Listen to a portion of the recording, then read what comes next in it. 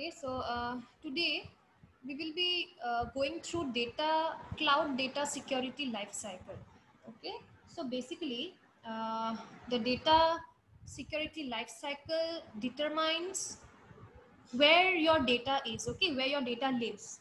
It on premise, whether it is in the cloud, with third party vendors, or wherever. Okay, and what is more understanding where the data lives within the system is how you can consistently take steps that protect the security as well as privacy of the data. Okay, and so for a proper understanding, actually, there is no industry standard for the life cycle, but however most experts have agreed that the data life cycle actually consists of six stages, sorry. Okay, so initially, in this lecture we will be going through three different steps. Okay, I've divided this lecture on three different steps. First, we will go through the initial life cycle model. Okay, so initially the life cycle model was, it was thought of to have six phases. Okay, starting with create, then we had store, use, share, archive, and destroy. Okay, so we will go through each one by one first. See, before starting, let me just tell you one thing, that although you can see a linear, a, although you can see this cycle as a linear progression. Okay, as you can see an arrow here. Okay, moving in a clockwise direction. Okay, but however, it does not mean that you have to move serially between these different phases. Okay, the data will bounce. Okay, in whichever state the data is, in whichever phase you are, data can be bounced between different stages. Okay, that means, for example, suppose it is not mandatory that suppose you have created your data, then you have to store it, then you have to use it. You can simply store it. Okay, you can use it later. Or you have suppose used it, then say without sharing or archiving, you can destroy it. So you can directly, data can directly bounce between the different phases. It is not necessary that you have to follow this entire cycle. Okay, that you have to first create, then store, then use, then share, archive, and destroy. It is not mandatory. Even if, say, you have created a data and you have stored it, you have used it, that data can be there for longer period of time, or maybe forever. You may not choose to destroy it, so it is not necessary or compulsory that you have to follow this path. Okay, the data need not follow this path. Okay, it can bounce. Okay, it can be bounced between various phases. Okay, in any direction. Fine. So now, starting with creation. So as the name suggests, you also might have got the idea what creation is. So it is basically, creating a data element such as a document, database, or new digital content, and at the same time, you know uh, updating or altering the existing content. Okay, next we have store.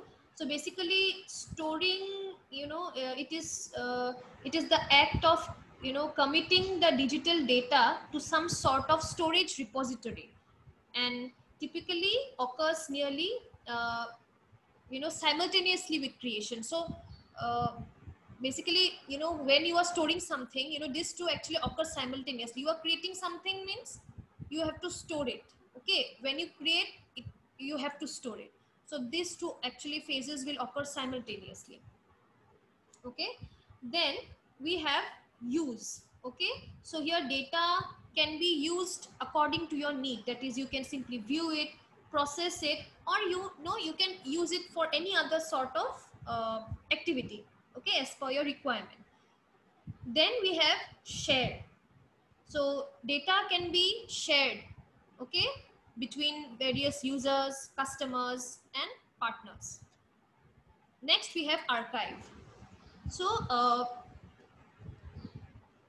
data leaves active use and enters a long term storage. So you can, you know, archive your data for a long time, for a long term, okay, without using it, you know, in intervals, in shorter intervals. You can just preserve it for a long term use. Next we have destroy. So once, suppose you are done with the usage of your data or sharing, then you can choose to destroy it. Okay, it is up to you. You can either,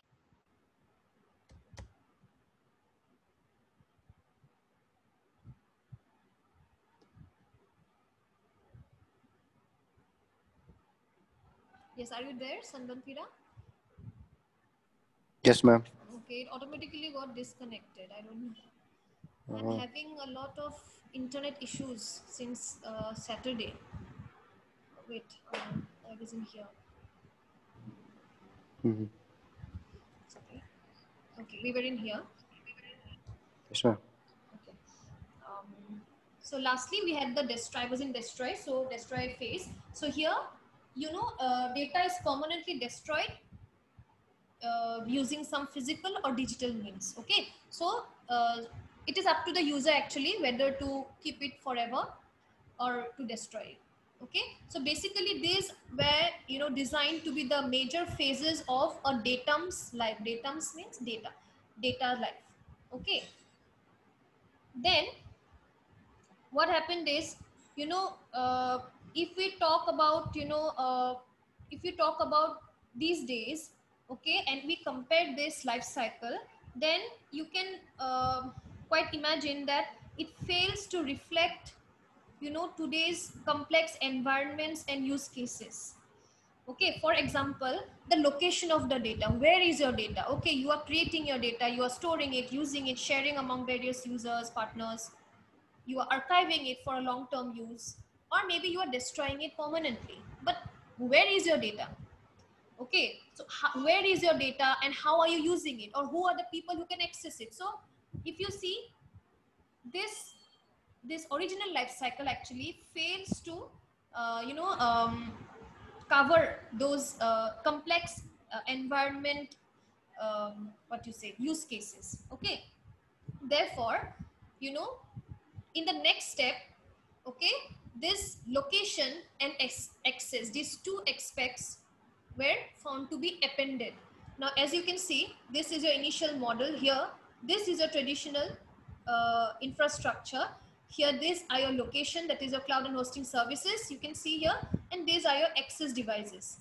Okay, so if you can see in this diagram, along with the traditional infrastructure, they appended in the next step. What they did is they appended the location and the access, okay, for the data. Now we will understand each one by one.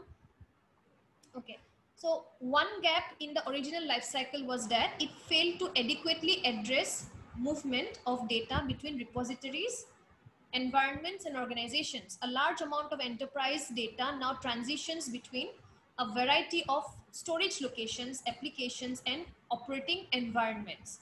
Even data created in a locked down application may find itself backed up someplace else. Okay, so even, you know, the data in certain applications, okay, that were not initially allowed to move, can now be seen, you know, backed up in some place. Okay, maybe you know, maybe even it is possible to create replicas, means duplicate copies, okay, to alternative standby environments, or exported for processing by other applications. And all of this can happen at any phase of the life cycle. Okay, so therefore, looking at the diagram, you know, we can illustrate that by thinking of the life cycle not as a single linear operation, but a series of smaller life cycles running in different operating systems. So if you see, you can view this initial life cycle to be, you know, a series of smaller life cycles.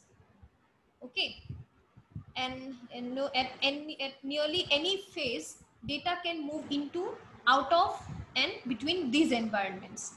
The key for data security is identifying these movements and applying the right controls at the right security boundaries.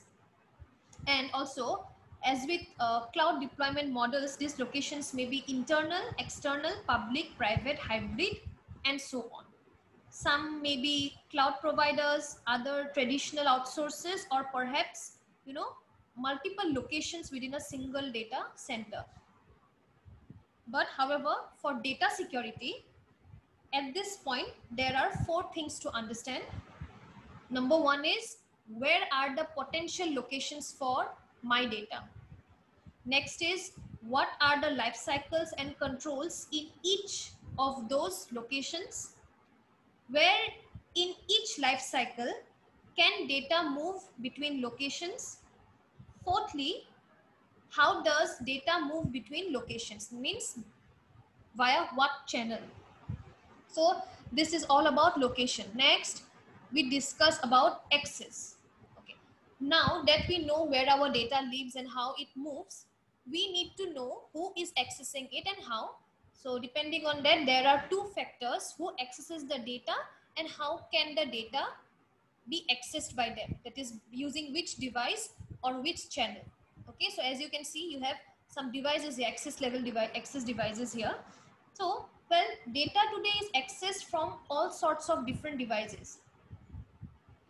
Uh, there was a time when, employees used to access data through restrictive applications, but however, it has come to an end in, today. So these devices have different security characteristics and may use different applications, especially with applications. We have moved to SaaS providers who often build custom applications for mobile devices, which offer different functionality than PCs. Okay, so today you will find applications to be in a much customized fashion, which allows you to access data um, more flexibly. Next, um,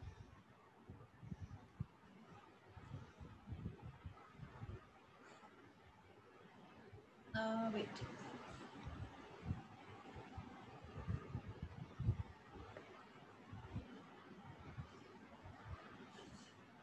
Okay. So, talking about this diagram, okay, this illustrates at a high level how data moves in and out of different environments and to and from different devices. It doesn't yet tell us which controls to use or where to place them. That's where the next layer comes in, as we specify locations, actors, and functions. So now we will discuss about the various actors, and functions that can be applied on these life cycles, and also the controls. Okay, so here we will append. This is the third step. Okay, this is the third stage. Where we will be appending actors, functions, and locations. This diagram to the uh, second stage diagram, which is this. Okay, so it would look somewhat like this, Okay. Anyways, now let us discuss everything one by one. So first, let us discuss functions. Okay. So there are 3 things we can do with a given data: access, process, and store. Okay, so what are the functions that can be performed? Okay, first is access, that is viewing or accessing the data, including copying, file transfers, and other exchanges of information. Then you can process, that is perform a transaction on the data, such as updation, okay, using it in a business processing transaction, etc. Lastly, you can store the data in a file or a database. Now, to have a proper understanding, okay, of this, how you can apply these functions into the life cycle, okay, just go have a look at this table here. You see, for example, the table below shows which functions map to which phases of the life cycle. So these were the initial phases of the life cycle: create, store, use, share, archive, destroy. And these 3 are the these 3 are the functions that can be applied. So, you can think it to be this way, that,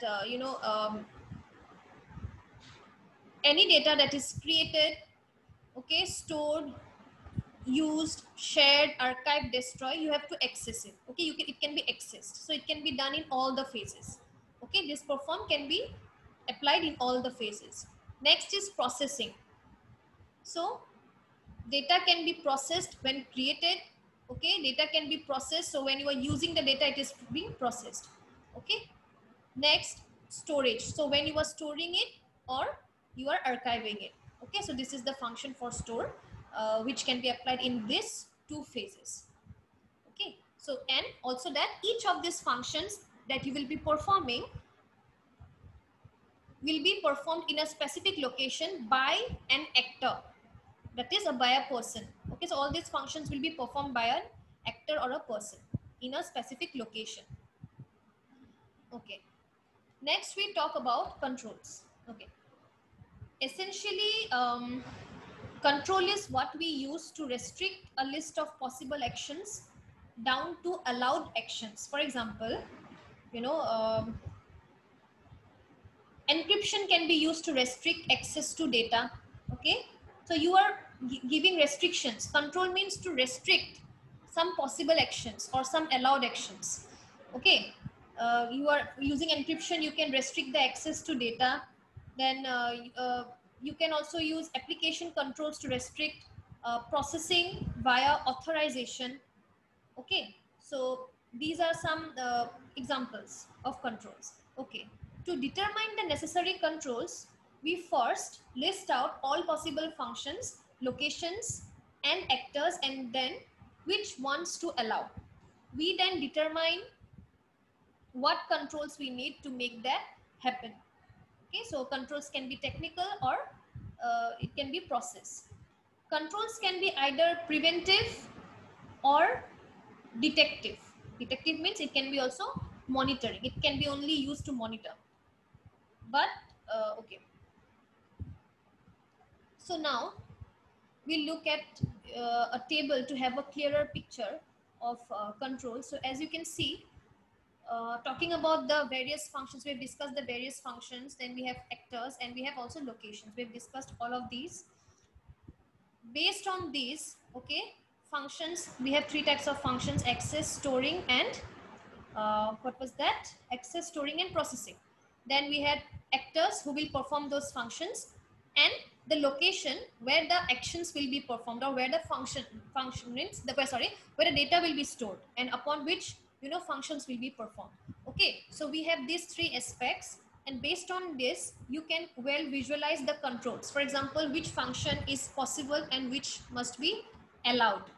Okay, so here two types of controls are applied: what is allowed and what is possible. Again, for actor, which actor is allowed to do that, okay, and who are the actors who have possible chances. Then for location also it is the same thing, which data in whichever location is allowed to be accessed, okay, and which have possible chances of being accessed. Okay, so